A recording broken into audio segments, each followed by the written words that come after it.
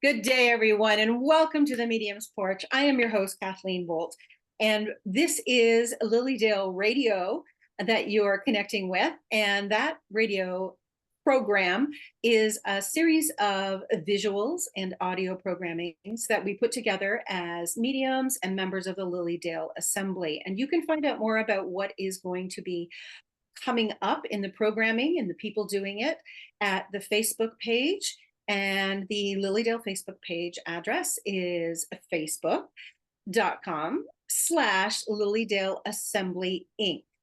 And if you're interested in learning more about LILYDALE and their courses, find out what LILYDALE is all about, do check out www.lilydaleassembly.org.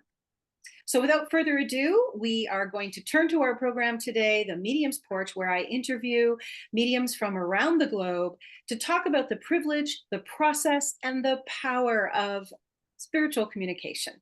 So welcome, and I want to introduce you today to our guest. Our guest is a medium, a psychic, a life coach, a Reiki master, numerologist. She is a mom and wife, and our guest today offers dedicated services to people who want to become empowered, who want to know through enlightened direction how they can become the ruler of their own life. And I'd like to introduce you today to Donya Lyons Mealy. Hi, Donya. Hi, how are you? Welcome, Donya. I'm so glad to have you here. Donya and I met years ago doing this work, and she is still busy doing it. She's busy with her family, and I am so delighted to have you here, Donya. To tell others a little more about you, I'll just continue on here to talk about you as being a beautiful soul from Northwestern Pennsylvania. And Donya has her bachelor's degree in psychology. She has a master's degree in social work from the University of Pittsburgh. Donya has been interested in spirits and divination beginning back in 1991 with her first visit to LILYDALE. And she has had since then formal training with Fellowships of the Spirit, Healing and Prophecy, as well as she has studied under many renowned mediums who have taught at LILYDALE. She has been working for more than a decade with others doing this work. She has also pursued certification with Doreen Virtue in mediumship, Reiki certification, angel certification. She's a numerologist, a life coach, an NLP practitioner, and of course, one of the most important roles she plays is being a mom. So again, welcome, Donya. Oh, thank you. Thank you, Kathleen. Donya. Yes. So you have been doing this for quite some time. What is it that calls you back to doing your mediumship, your psychic readings, and your support with the wellness trainings that you have? You know, what always calls me back is wanting other people to heal, wanting other people to thrive. And it's interesting because I feel no matter what, this is the path that Spirit has put me on, even from the very beginning, where when I was in elementary school, I was always the one helping the other kids, helping them if they were homesick or fell down on the playground. In high school, I was always the one who would guide my friends, oh, do this, don't do that. And it's one of those things that it comes very natural to me. So I do believe that Spirit has guided me to, help other people to find their power, to find their heart coherence. Beautiful. Beautiful. I know I actually have come to you for a reading because sometimes we can't read for ourselves, right? That's right. So I find just as a reflection and as a testimonial myself, when I sit with you, that really shows up, that desire to be supportive, that desire to be helpful.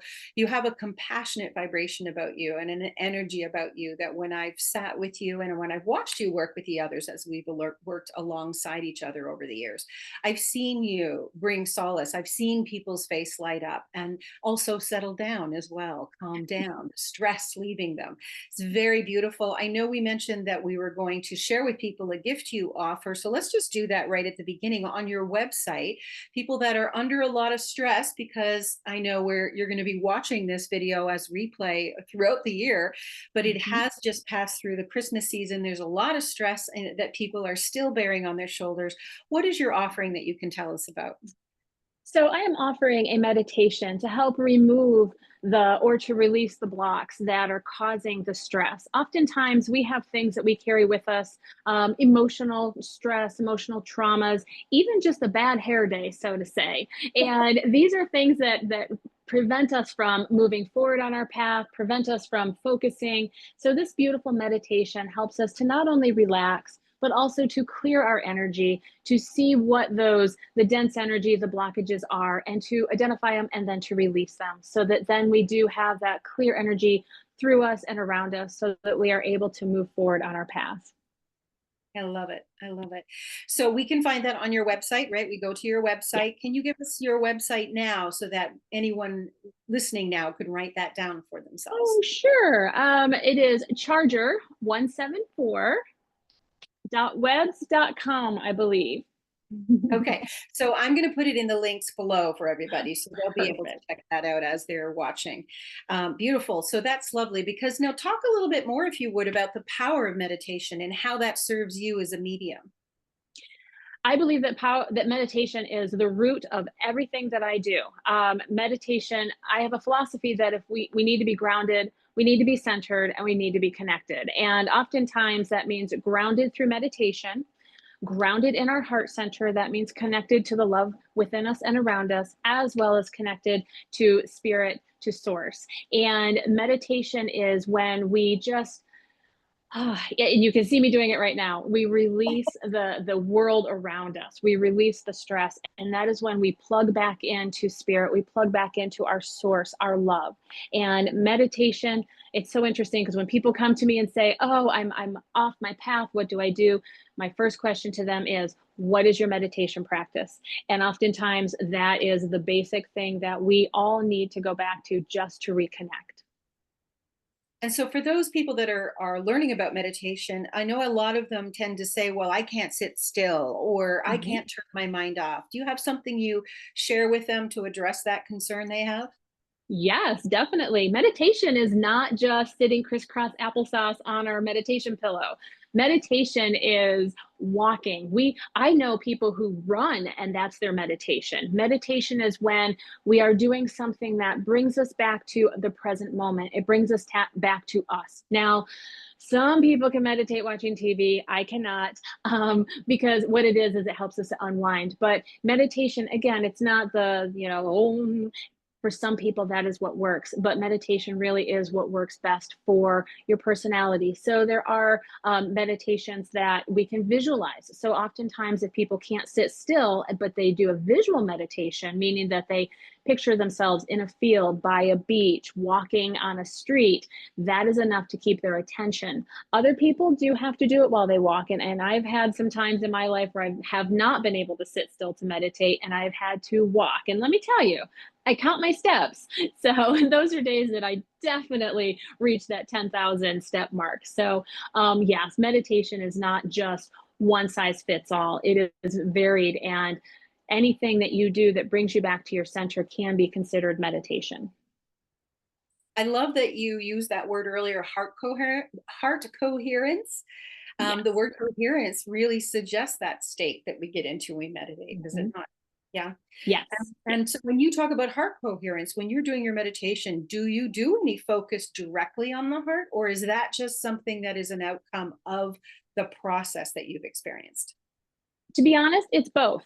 When I meditate, to be honest, like going through the process, a lot of it is breathing. My first thing is I will breathe in, and I always exhale longer than I inhale. Now that helps to affect the vagus nerve. It helps us to come into more of that coherence, and then that is when I start to feel the energy around me. Now, again, that's something that some people can feel, some people can't, but that's what I do, and I focus on breathing in that light, that energy into my heart center. So this is something that as that light enters my heart area, I feel it moving throughout my entire body, clearing that out. So sometimes people will call that breathing heart coherence breathing or heart lock-in. That is a term that is used by the Heart Institute. So that is something that I do quite regularly. Are you speaking of the Heart Math Institute? Yes. Ah, okay. Yeah, beautiful place. They do a lot of studies and scientific Mhm. surveys of people and the heart and the energy around that. Not just Yes. the chemistry of it, but the energy of it, which I think is Yes. really great. And totally anyone, I'll put that link on the bottom as well, because that's very interesting studies Mhm. I believe Greg Braden, is he still working with them? He does, yes. Yeah. Yeah. So well worth a look for those that haven't encountered that yet. So beautiful. So you work with that. You work with that concept of connecting with the heart. I know we often use the word compassion, but essentially, would you say compassion, compassionate mediumship, compassionate social work, right? In your case, Oh, definitely. definitely. Yeah. Yeah. And, there's nothing, I would say from my experience, there's nothing that aligns with that experience of getting into that zone. We talk about getting into the zone. That's ideal for the walkers and the runners and this type of thing. Yeah. But you can deepen that as you go, and the more you practice it, the more regular you are with it, the brain becomes conditioned to receive that information more quickly and to get into that state more rapidly. Because it certainly is an altered state, is it not? Yes, yes, definitely. And Right. then we get into the brain waves, alpha and beta and those kinds of things too. So yes, that is definitely an altered state.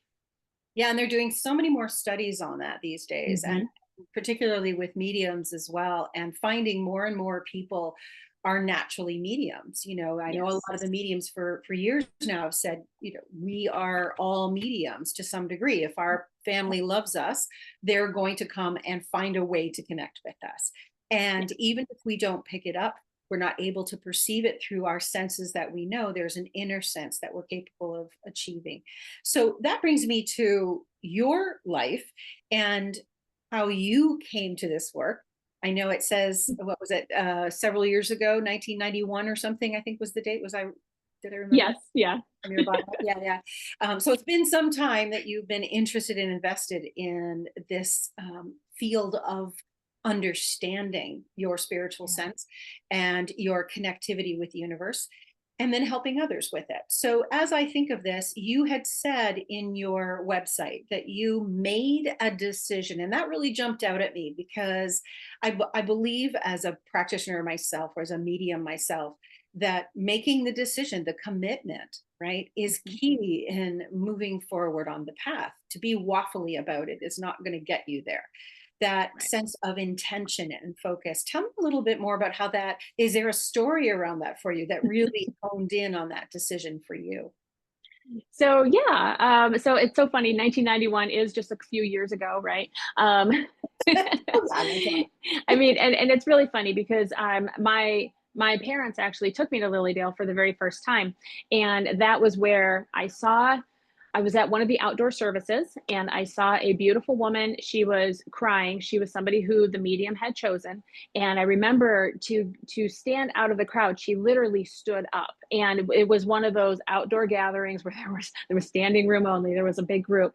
And I remember watching her, and as the medium brought through her departed husband, the stress, the tears, the pain on this woman's face, the pain disappeared because then she knew that there was continuity of life. She knew that her husband, even though physically he was not here, spiritually he still was. He was still here in spirit. He was still walking with her. He still knew what was going on. She was still sharing her life with him. And it was at that point I decided that's what I want to do. I don't know how I'm going to do that, but that is what I want to do. And of course, we fast forward because, oh boy, I was kind of young back in 91. Much younger than I am now. But anyways, fast forward, life happens, college happens. I always had that interest that was always in the back of my mind. I just didn't know how to get there. So going through school, psychology, my bachelor's, going through my master's. Finally, when I graduated with my master's, I at that point felt I had the time, I had the ability, I had the life experiences that now was the time to make that decision to start pursuing. And that was when it really did click. I went to Lilydale. I took multiple classes there to fortify my skills, to learn what I was doing, to build it up. And that is something that right then and there was the decision. And I believe, boy, I think that was back in 2006, to be honest. But that was when I decided, no matter what, this is what I want to do with my life, whether that's in the social work capacity of helping through empathy and compassion, or if that is, takes me on the road of mediumship, and that's what I do. And that is something that, yeah, that right there was the decision. Nice. And I understand fellowships myself, having gone through it myself through their Mhm. training, that it is very oriented to being making these abilities accessible for application in the world in a way Mhm. that doesn't necessarily have to make you or turn you into a medium, but to actually give you the opportunity to just cultivate that part of yourself Yeah. and integrate it into your world. So those of you that are listening that may want to access how to do this and how to cultivate that intuition and that communication with spirit in any form, this is certainly something you can do. And Donya is proof of that, that this is something that can be cultivated. And it's about your commitment, your exploration, and your decision to do so. Now, Donya, you came to this as a decision, but you have children, two beautiful children, and Thank you. they are highly intuitive and quite gifted. I know you set an environment for them so that they can Mhm. cultivate that. Tell us a little more about some of those experiences for the moms that are listening in here. Oh my goodness, yeah. So I have 2 daughters, and boy, oh boy. So let me take you back to the very beginning, when Hattie, who's my oldest, she was, oh goodness, 3, about 3 years old. She would see angels. I taught her how to use Reiki to heal plants. We had we had a plant given to us, and it looked like it was not going to make it. So I taught her. Reiki is a big word for grown-ups. For my little 3-year-old at that time, I taught her love, and I showed her that it's in the heart and what we feel and how we can love that plant. And I'll tell you, the innocence of a small child, they are so powerful. Not to abuse that power, but they are just that plant. I don't think I could have made it grow that fast, I'll tell you. And then her sister came along a couple years later. And the interesting part about my younger daughter, Tesla, I was pregnant with her when I was teaching Reiki and doing Reiki attunements. And it was very interesting because I remember at one point apologizing when I was doing an attunement to a class. I'm like, I'm so sorry if I bump you with my belly. It's just that my daughter wants to help too.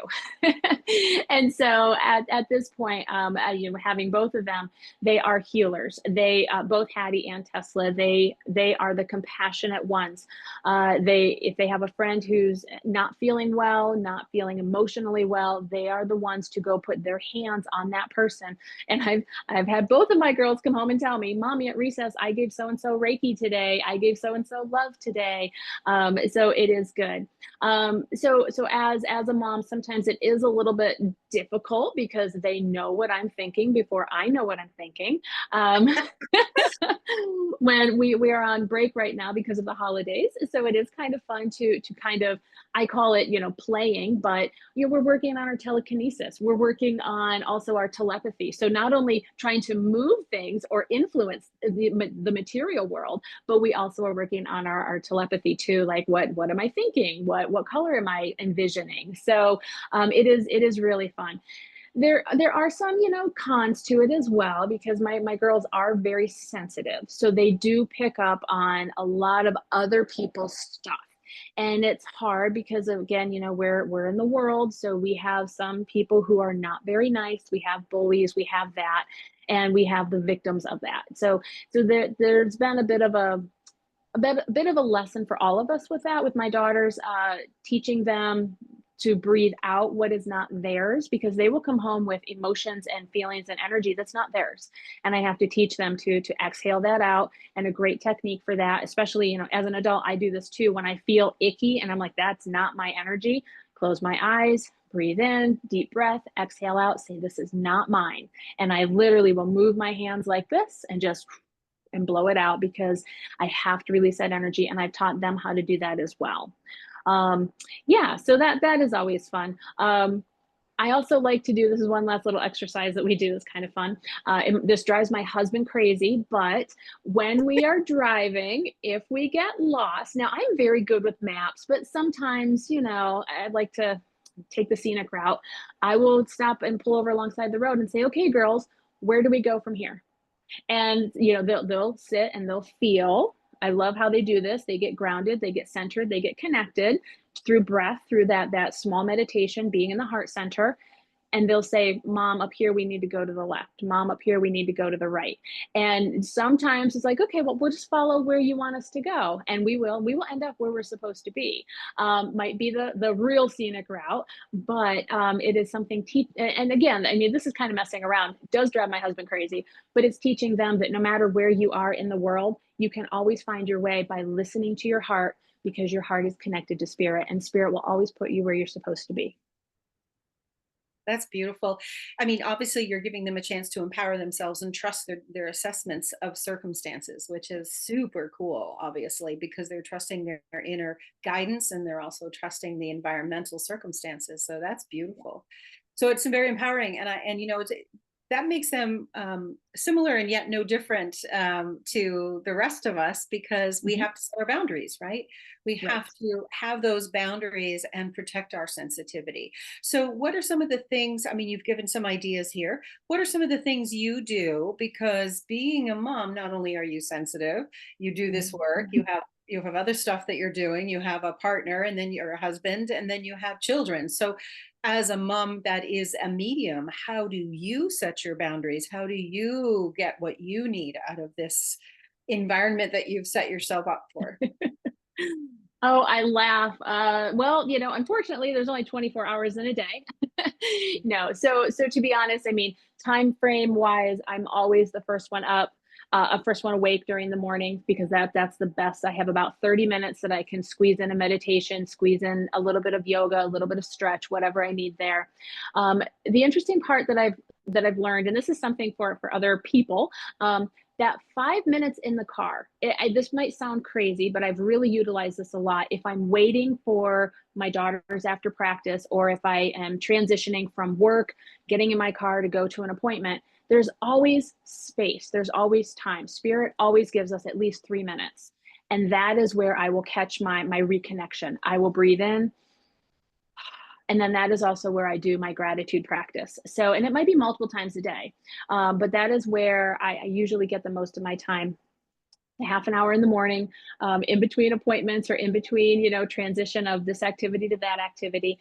And it's interesting because 3 minutes, when I say 3 minutes, it doesn't sound like a long time, but when you're in that 3 minutes and spirit is really cleansing you, it's a long time. And then you just come out of it and you're like, all right, I can do this. So, and it's just so wonderful to know that again, you know, it just takes our connection, because spirit's always there, but we are the ones that get distracted with the flesh, right? With the things that are going on around us. So just 3 minutes to reconnect, and it's absolutely wonderful. Another trick that I do too is in the shower, not to be gross, but when I'm all done, I also clear my chakras. So, you know, we wash everything, but we also wash out our chakras. And I do that just, I'll call on my angels to help me clear my chakras. I start from the root chakra and I go all the way to the crown, clearing that out, clearing my aura.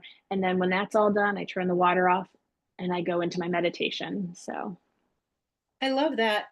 Oh, sorry, I jumped because I was surprised by a little being that is in front of me here. I have plants in my house, so sorry for the distraction, but apparently a stink bug decided to land right in front of me. I think that's not the official term, but kind of scared me. It's like, oh, little being in front of us. So anybody watching this, go ahead and look up totem stink animal bug. stink. Yeah. Because I just got one right in front of me. Yeah, they come in with my plants, I guess, or they land with my plants sometimes, or they call, I don't know. But anyway, so we didn't come to the podcast with stink bugs. Anyway, so what I was going to say was, I love what you're saying about the 3 minutes, because when I studied yoga, practiced yoga, they talked about tiers of depth that you could go to based on timing. Now, when we say tiers of depth, it doesn't mean you're going to go you don't have to judge it as something that you have to do. You can sit for these pockets of time and have them as targets. And when you meet them, your rhythm will start to acquire a knowledge of how long that is. So like what you said, that 3 minutes is a long time for spirit to work. When you're starting meditation, those 3 minutes will feel like a long time, right? Just because you're not used to sitting that way. After a while, your whole rhythm, your whole body will know exactly what to do with those 3 minutes. right? It'll know, Yeah. you won't need your timer. You'll be in that space and it'll fly by because you've moved into the awareness and the depth through the practice very, very quickly. And so you never have to think about it as how long you're sitting so much as just sit in that practice, sit in that power. And those 3 minutes or 20 minutes or 5 minutes, if you Mhm. have to put your timer on because you have to be somewhere, fair, but you want to recognize that the time is not the important part about the meditation. Would you agree? Yes, I totally agree. Yeah. And I love that you did this thing, which makes a wonderful tool for some people that are time crunched to think of it in these terms that you do something you have to do, like a shower, and then you put something you want to do right beside it, and you anchor them, you pin them together so that it Mhm. becomes not another thing you have to think of, but it becomes a part of your rhythm, part of your routine, Right. if you like to use that word, part of the structure of your day, and it just becomes second nature. So you're not missing something. You're not saying, "Oh, I have to sit down later in the day and clear my chakras." You just include it as part of your daily life. And I think that's one thing you're bringing to us today, Donya, in not only your practice and studies and your use of this work, but being a mom, and then also the way you're speaking of taking care of yourself, helping us understand that this is a way of life. It is a mindset. It is an approach to living. It is a way of moving through life to make our lives more empowered, which is what you offer people in the first place. Yeah. Yeah. Definitely. Yes. So no more stink bugs here. All right. So, how is it for you when you sit down with a client? When you start to work, you talk about the power of meditation. I love how you're moving in the flow on a daily basis. Does that make it any better or different for you as you're sitting with your clients? So I feel that, and again, I mean, if it makes it better, I mean, definitely meditation. We say, I'm all meditated up. It makes the connection a lot easier with a client.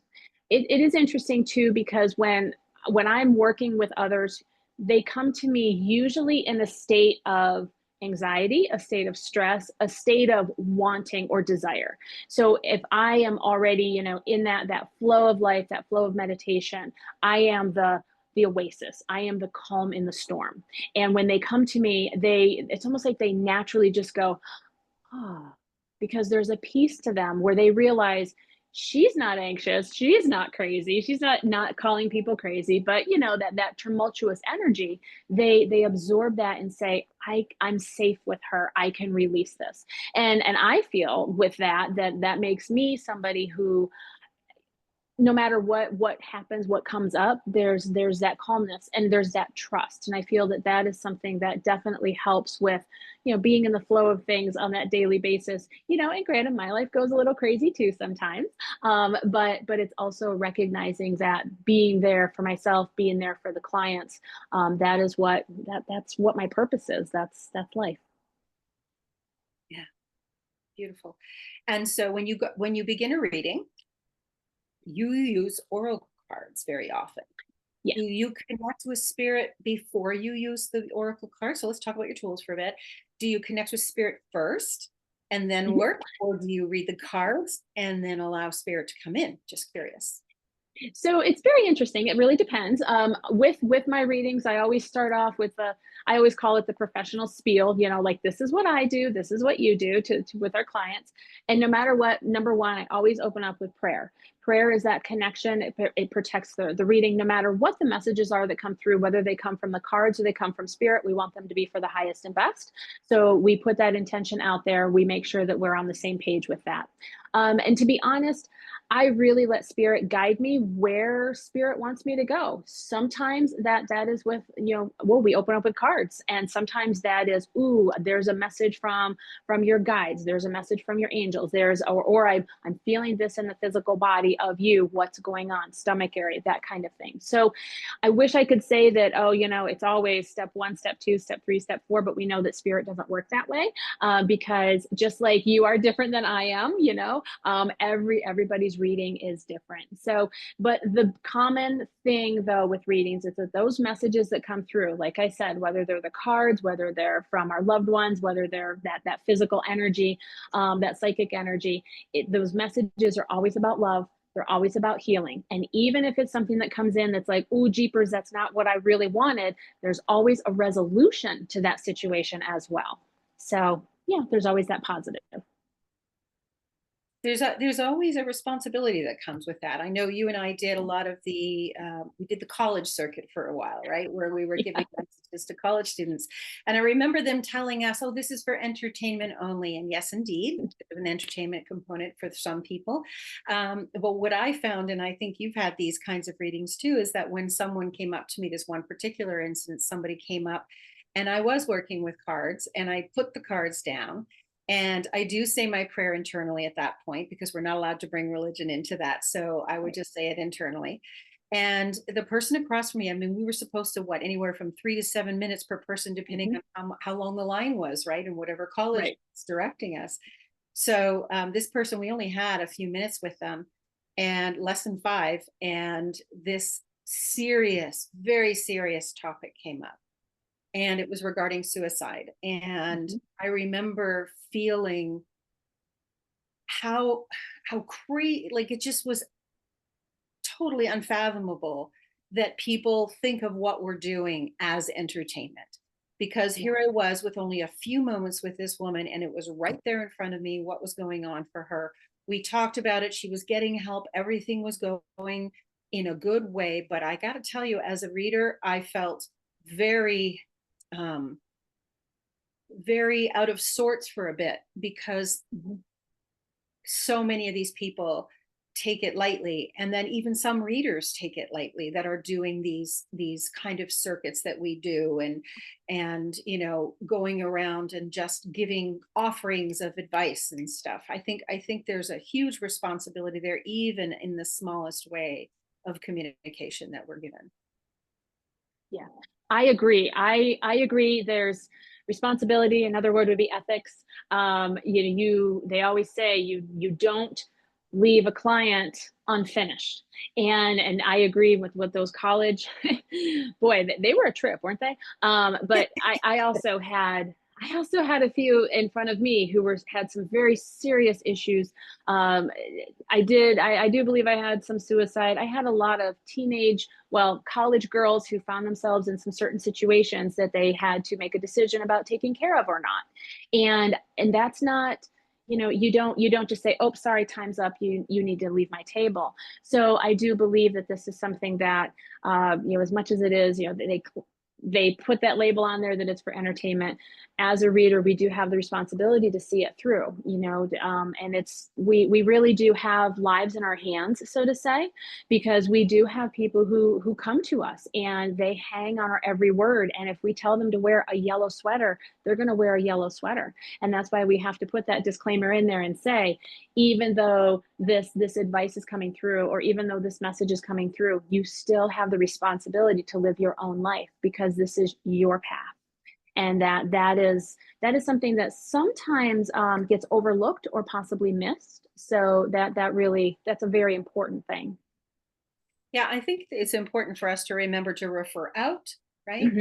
A Definitely. social worker, a psychotherapist. So that's, Hmm. how I support her. I said, let's look at your resources. Let's find some resources. Yep. We dialogued about that, and recognizing our limits as people, but also Yes. as mediums and psychics, you know, Yeah. and being responsible with those words as we come through. I love that you have your degree in social work because that also helps those that are coming to you for more of a coaching situation, which I know you do coach some people, life coaching. So you do that as well. And you have all those other skills and gifts, the numerology and those other things that help people grab a hold of their intuition in a very symbolic and functional way in their lives so that they can find empowerment. And I love it because, we just had that stink bug land, right? And I just recognize now that there's a teachable moment there. There's a moment here where we can say, yeah, life is going to happen. We can't control everything that's going on around us, but it's speaking to us every moment. So yes, I'm going to look up stink bug. Maybe my Me clients are too. getting more attention than I've been giving them, because the bug showed up, and it thrives on dead wood, I guess is what I've come to understand. Anyway, I have to do some research on that. But the that's how everyone can work with the world. When the world integrates energetically with us and nature, as in the case of that little insect that came to say hello to us. I should have probably showed it to you, but but some people don't like insects.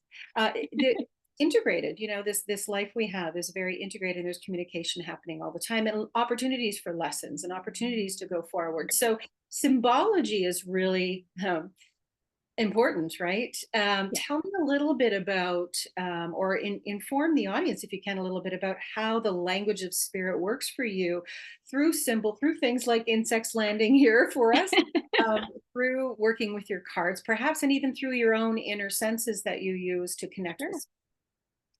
So spirit, it's so funny. There are times where I'll be like, oh, spirit's giving it to me today. And that just means that spirit's putting me through my paces. So I do use, the majority of the messages come through clairvoyantly. That's clear sight. Clairaudient is next, which is clear hearing, and then clairsentient, meaning that we feel it, or that it's that sensation. So and claircognizance, there are some times that I will come into a reading, or I will see a client and just be like, okay, this is what's going on. And then when they say, how do you know? I don't know, I just know. It's just what spirit told me. It's all there. Mhm. Exactly, it's just all there. It's interesting because in my daily life, there are things, I guess we would call them signs, we would call them symbols. But the big thing here is that I get snagged. And what I mean by getting snagged is that my attention, it's almost as if that I'm trying to think that I had something, oh, yesterday. Okay. So oh gosh. So it's been quite a whirlwind at my house. But anyways, so we have, where we live, we have well water. And what that means is we have this we had to dig a well to have water. We have a pump that pumps it into the house, and the well is outside the house. And when I was parking, the well it's a good distance away, but something, spirit highlighted it. And what I mean by that is it snagged my attention. There was nothing wrong with it. There wasn't a new paint on it or anything like that. It was just something that no matter what, my attention was drawn to where that well was located. And it was so interesting because I'm like, okay, I better pay attention to this. I walked over and I found that there are some wires that are exposed that should not be. So at that point, of course, I'm like, hey, husband, guess what I saw? And this happens quite a bit, where I'm like, hey, this is going on or that's going on. And he'll say, how do you know these things? Just because I'm special. But anyways, so when Yeah. we talk about spirit and symbols, this is how my life is, that those snags will happen. And I might not know exactly what it means in that moment, but I tuck it back and I keep almost like a record of it, of, oh, I remember that was something that drew my attention. I have to remember that. So that happens quite a bit. Oftentimes too, when I see something like that, I will ask spirit. I'll say, spirit, what do I need to know right now? Sometimes I'll see something, sometimes I'll hear it, sometimes I don't get anything. And that's kind of hard, because then I'm in that free fall of, what's going to happen, when's it going to happen? So again, it's that level of trust, it's that lesson of trust. So yeah, I hope I answered that. You sure did. Yeah. Yeah. That level of Okay. trust is so very important. I love that you use the word snag, because I can relate to that myself. Yeah, that's a good word. It's Mhm. like no matter what you're doing and have your attention on, something is pulling it with a greater intensity. And it's like, woo, pulling you off of where you were. And I always think of it as I get into the zone. I call it the zone. When that Mhm. happens, I just stare at something and I don't know why I'm staring at it. I glaze over, I catch myself staring. So that's probably very similar, where something pulls you. I love that. So how was your well? Was everything okay with your well? Everything's fine. So the wires are okay. They just need to be re-encased, I guess is what we call it, re-encased in the springtime, because the ground had heaved. Otherwise, we wouldn't have known. And then, boy, bad things could happen. But at this point, I was made aware of it. My husband took a look at it. It's protected. And in the springtime, we'll be able to fix it. I love that. It's like early notification, right? It's like, Yes. pay attention. This is heading in that direction. So that's Yeah. beautiful. Yeah, and they do it for so many reasons. It's not just that. It's a way to say hello sometimes, right? Mhm. Yeah. Yeah. So when you're using the cards and you're Oh, yeah. looking at the oracle cards, are the images, I call it jumping, are the images jumping up, Mhm. snagging your attention from the cards? Yes. Are they Yes, exactly. or are you reading the card because you know that card always means the same thing? So it's interesting that you say that because yes, there are certain cards that have a certain meaning, and that I have I have been exposed to different readers who have always just gone with that reading, with that message in that card, and not looking deeper into it. But yes, the images on the card will jump out. So you have the basic meaning, but the cardinal, right, on certain cards. A cardinal means many things to many people. To me, it means that our loved ones or our angels are around. And when I'm looking at a card, if that cardinal jumps out, I will make that comment, or I will say that or share that with the client. And oftentimes the client will say, that's the exact sign I was hoping for today, a cardinal. Or, there are times where in other ones, I have different, of course, different cards, but there's one that the tools are highlighted, a tool like gardening tools. And in that card, it would look like, a lot of work, a lot of strife. But when I ask spirit, why are you grabbing my attention with this? It's because this person's thinking about putting in a garden in the springtime. And that's when I mention that, they say, oh yeah, well, yes, it is a little bit of hard work to start a garden or to, get it prepared. But the connection was this person was thinking about the layout of their garden, what they wanted to plant, how they wanted to do it, not the strife involved. So this is where with oracle cards, I do love that they have a broad meaning, not very much negative. If it is anything that's like, ooh, watch out, like a warning, there's always a solution or resolution that comes along with it. So when I do see those pictures, or when I see those images, those symbols, yeah, they grab my attention. It is almost as if they are glowing, or that they jump up off the card at me. The snag. The snag. The jumping snag. snag. Yeah, exactly. Yeah. Yeah. It's beautiful.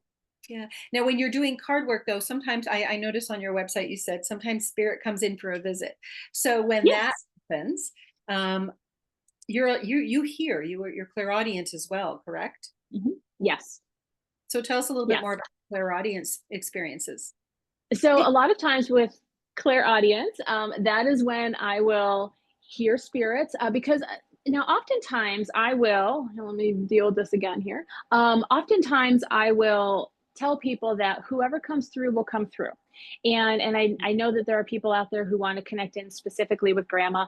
And I'll say, well, we'll see. We'll see who's out there. Grandma oftentimes will at least say hello.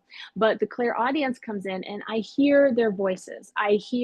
First I'll hear words, then I hear their voice, and then I'll hear, if they are a funny person, I'll hear them also laughing. So there's a lot of where I can pick up a lot of, it's not, and I want to be very clear, it's not like they're reading me a letter. Instead, it'll be, snippets of words, or hearing, the high-pitched voice versus a low voice, or, an accent even sometimes will come through. So it is interesting how spirit talks to me that way. And a lot of times with spirit, the clairaudience will happen, but then also the clairvoyance will be engaged as well. Mutually working together, right? Yes. They kind of come in and give you the embodiment of what's going on. Yeah. Yes. Very good. Yeah. So as you've watched mediumship over the years, have you noticed, or mediumship, or the process, or even the clients for that matter, have you seen any changes or directions or patterns that this is going in for people? So I have. So I have watched. There was a point where a lot of readings were, or a lot of spirit communication, spirit connection was more. How do I want to say? There's two things that come in. It was a little bit more general. Grandma's here. She gives you love. Hi. Okay. And people would give information, and then it was kind of the game of, can you place who this is? And we would wait on that. We would wait for the client to identify who is this grandmother instead of moving on. And over the years, over the time, I have seen that there's been more of, I think we call it British style. I have the spirit. Now you figure it out. Okay, for a group when we're doing platform work and things like that. The other part of it too, that I've noticed, is there is stronger evidential mediumship. That is something that has come really, really more to the forefront. So the evidential mediumship is where there is specific evidence. Brown, I mean, when we're describing a spirit, brown hair, curly hair. This person walked with a limp. This person didn't have a leg. This person had earrings. This person didn't have an earring. Like, these are non-negotiable facts that can be verified when we are working with that evidence. So I do see that there is more a tendency or a leniency towards that now than just the grandma's here, she loves you. The general messages. And again, that is just how mediumship has evolved, because when we look at how it began way back when, it was more physical. It was way more physical. We had more physical phenomenon going on. And over the years, and there's many theories behind it as to why we don't have as much of that now. But as spirit has made its presence known, now we have more of that mental mediumship. Now we're moving back into more of that evidence, because mental mediumship, like, I know what I'm seeing, but you don't know what I'm seeing. Okay. Evidence that's something that everybody can verify. So that is what I have seen in the process of mediumship, how readers read. Have you had an experience of receiving more ancestors, perhaps ancestors that the clients may not have necessarily communicated with, for the evidence to give them that proof? Have you noticed that increasing? So yeah, and it's interesting because where I live, I actually have a lot of Native Americans that I read as well, and so they always have ancestors. I mean, we always have ancestors, but their line, their culture, it's almost as if it's how do I want to say, it's just expected that all of their ancestors are going to be there. Where when we have, like a reading with you or a reading with, other people, we look at it and say, okay, well, now it's more than just grandma. Now we're dealing with great, great, great, great grandpa. A lot of times too is, and I love what you say about the ancestors, because we're also dealing with, this is something that's new that's been coming in, is that where the client's feet are, meaning where they have grown up from, the land has a history. And I get a lot of that comes in. And it might not be relatives, it might not be ancestors, but it's the history of the land and how that has influenced the client and the client's family and how they have grown or how they have done what they've done. So that is something that within the last probably since October, that's been something that's been very common. So instead of me saying, okay, go back and check your family tree, I've had to say, okay, now go back and check the deed to the land or the deed to the house, because this person's in there somewhere. That's interesting, because I'm part of a circle right now, and a lot of the people in the circle are bringing up people that were in the community of the people that are in the Mhm. circle. So it's interesting you say that. These other mediums have been bringing through situations that have happened, that say the other medium has encountered them or heard about them on the news, but that Mhm. person that's coming through has this profound message and sharing they want to give. So they're teaching, they're sharing, they're providing their philosophy from their point of view in the spirit Oh, world, and they're giving it to us in the circle. And it's fascinating, because that is not something I've experienced in circles before, but also when I'm working with clients, I do get people that come from the ancestry and they have to go home and ask parents and this kind of thing. yeah.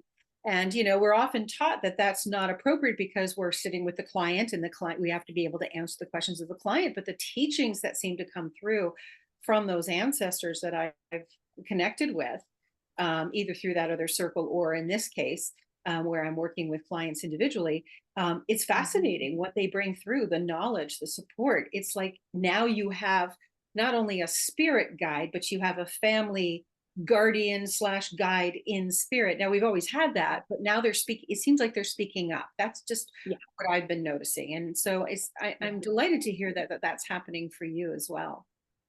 Yeah, and it's so interesting too, because I don't know. I mean, we talk about enlightenment and things like that, but it does feel that, it's kind of like, I don't know if you've ever been to a library or you've been to a class and you learned a new technique or you've learned how to use new tools. What's the first thing you want to do? You want to go share that with people. And I feel that that's what's happening with the ancestors, is that they're like, "Oh my goodness, I have all of this at my fingertips and I want to share." The other part of it too is, we do know that we're in challenging times, but I feel that the ancestors are also coming forward to help us step more, more firmly in our path instead of getting distracted with this, that, and everything else. It's more of keep your eye on the ball. This is what you need to do before the end, so to say. And I'm not saying the world's coming to an end, so let me be very clear with that. But you know, when we have our path, you know, I mean, I don't want to get distracted and go shopping, right? I want my ancestor to tap me on the shoulder and say, let's stay focused and let's get this done so that we can be able to move on, so that this can be for your spiritual growth, for your life lesson that you need to learn, so that then you can help others. Because if we look at it, I mean, spirit is everywhere, spirit is in everything. And our path not only affects us, but it ripples out and it affects those who have come before us, those who are with us, and those who come after us. So I do believe that that is why the ancestors are speaking a little bit louder now, because a lot more of us are willing to listen. It's a very good point. It's a three-way conversation, right? It's the medium supporting, but even if you're not having a medium and your ancestors are talking with you, there's a conversation there, there's a relationship that's starting to develop. And I would love listeners, if you go to mediums, to recognize that sometimes the message that's coming to you is for a bigger picture or from a bigger picture. It's not always like how we step into a reading and we come because we have a concern. Like when I've come to Donya, I'm like, oh, this thing's happening in my life and I need a little support, Yeah. Yeah, because I've thought it through and it's not working. Where am I getting in my own way? So I go to Donya and I ask her, and then Donya gives me the support from the guides, angels, teachers, and implications that she picks up psychically. So it's a wonderful exchange where they're there to help you.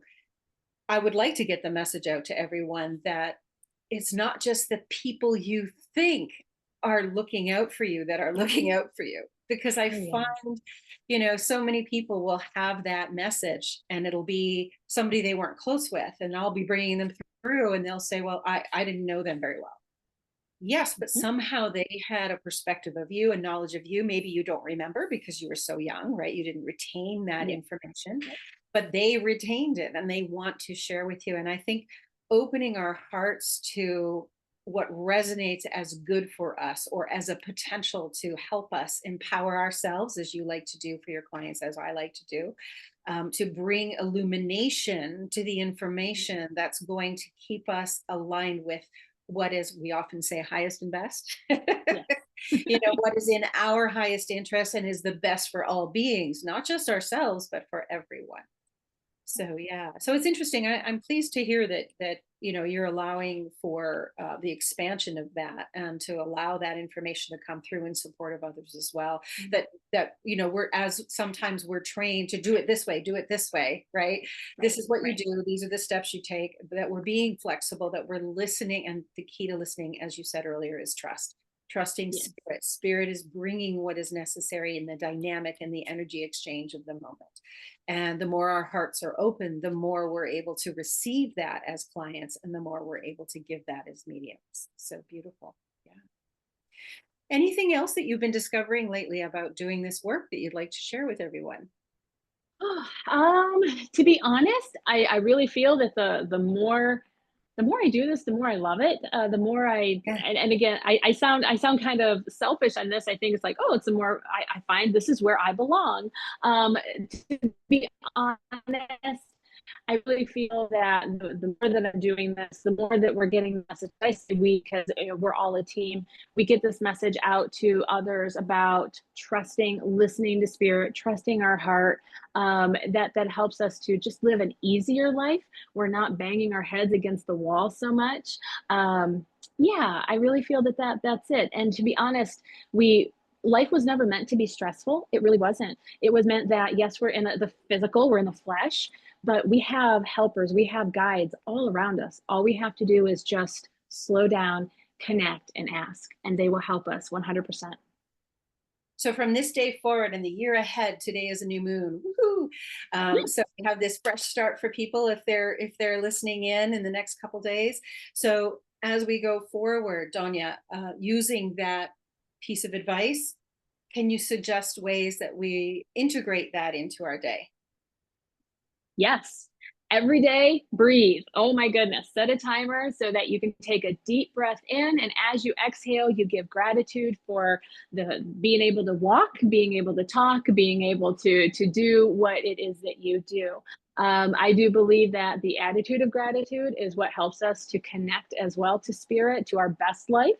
The other part too, I want to say, it's so funny because I'm actually being shown by spirit, is we need to get outside. We need to have that fresh air. I know the weather sometimes is a little tricky, but there are days that it's beautiful. Get outside, get that fresh air, do grounding with your bare feet. I think we call it forest bathing as well.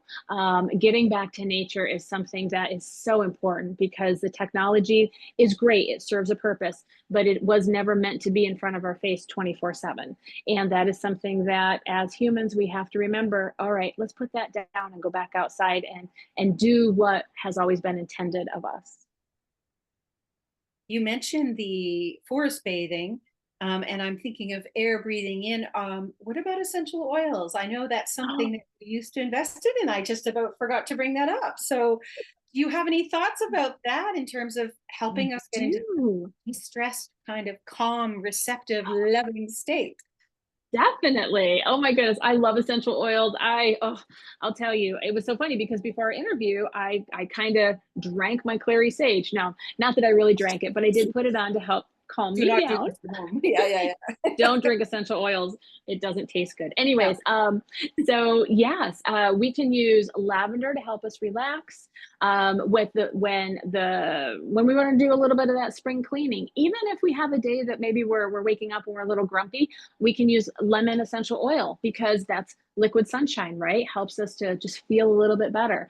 We can also put, some of that little peppermint essential oil. Maybe we smell it to help us wake up a little bit. We put a few drops in our coffee, whatever. Definitely essential oils, I really believe are kind of that hidden medicine. I mean, I know that I've used it for migraines. I've used it for body aches.